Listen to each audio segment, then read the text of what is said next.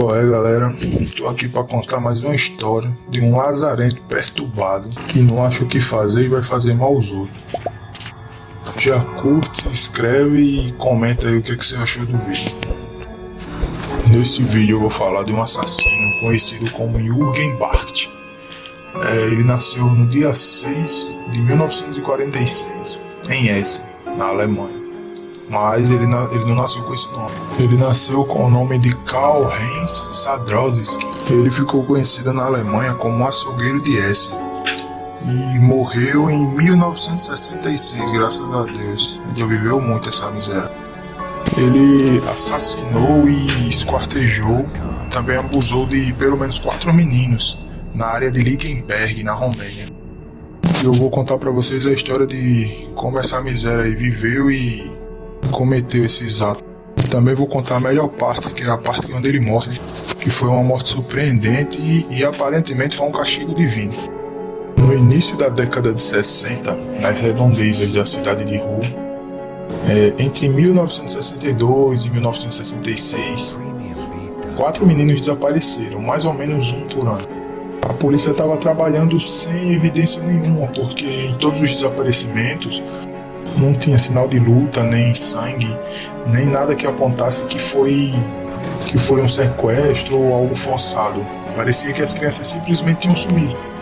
As escolas adotaram uma disciplina onde as crianças não poderiam ir para a escola sozinhas, elas precisavam ir em grupos e na maioria das vezes eram acompanhadas por adultos.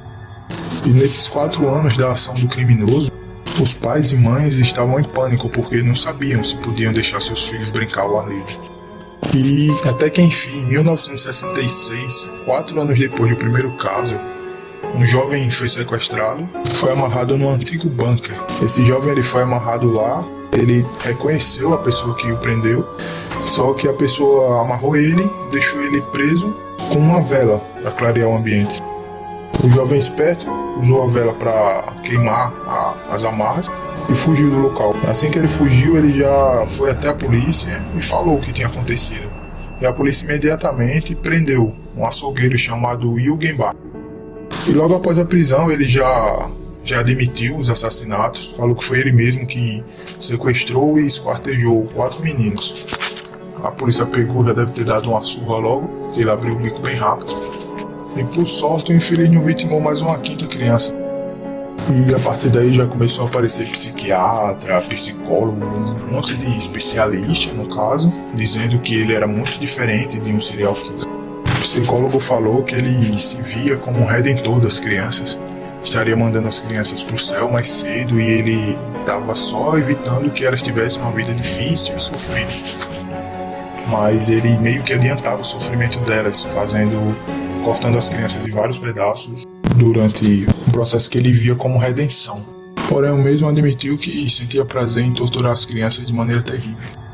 E assim que Jürgen Barth nasceu, ele foi abandonado no berçário pela própria mãe e logo em seguida ela morreu. E ele foi cuidado no berçário durante 11 meses, até que ele tivesse apto a ser levado para um orfanato. E logo depois do orfanato ele foi adotado por um açougueiro e pela esposa, um açougueiro chamado Gerald Barth, e a esposa Gertrude. O açougueiro, como passava a maior parte do tempo trabalhando, deixava a criança com a madrasta. E a madrasta só piorou a situação do garoto porque ele foi criado de uma maneira muito rígida. E a madrasta dele também parecia não bater bem das bielas não, porque quando o garoto tinha 18 anos, a madrasta ainda dava banho nele. Daí ele foi enviado para um internato salesiano e passou um bom tempo lá. E as coisas para ele só piorou, porque ele foi abusado durante todo o tempo por um padre católico. Por um lado foi bom porque a polícia acabou descobrindo e o padre Gerhard, da casa Dom Bosco de Alce, foi preso e daí em diante a casa católica só foi em decadência. A casa foi transferida para na cidade de Colônia em 1970 e logo depois foi fechada. Mas o que ninguém sabia é que desde os 15 anos o tal do Barth já tinha cometido um crime. Uma psicóloga que parece ser meio doente também, chamada Britta Bannenberg, disse que ele mesmo sofria com as suas perversões. Os policiais da época relataram que ele foi bem amigável e não teve problema em relatar as perversões dele. É como se ele tivesse orgulho do que fazia. Mas o consenso em que os psicólogos chegaram é que o cara era de um sadismo tão grave que, mesmo 50 anos depois de tudo que ele fez, ele provavelmente ainda estaria internado, porque de forma nenhuma ele seria curado. O assassino teve mais de um julgamento. No primeiro veredito, ele foi condenado à prisão perpétua. Porém, o advogado dele entrou com uma liminar que dizia que os crimes dele foram cometidos quando ele ainda era menor de idade. Então foi feito um novo julgamento, onde ele foi condenado a 10 anos de prisão e o resto da pena seria cumprido num sanatório. E esse infeliz encontrou uma brecha na lei que o faria ser libertado novamente.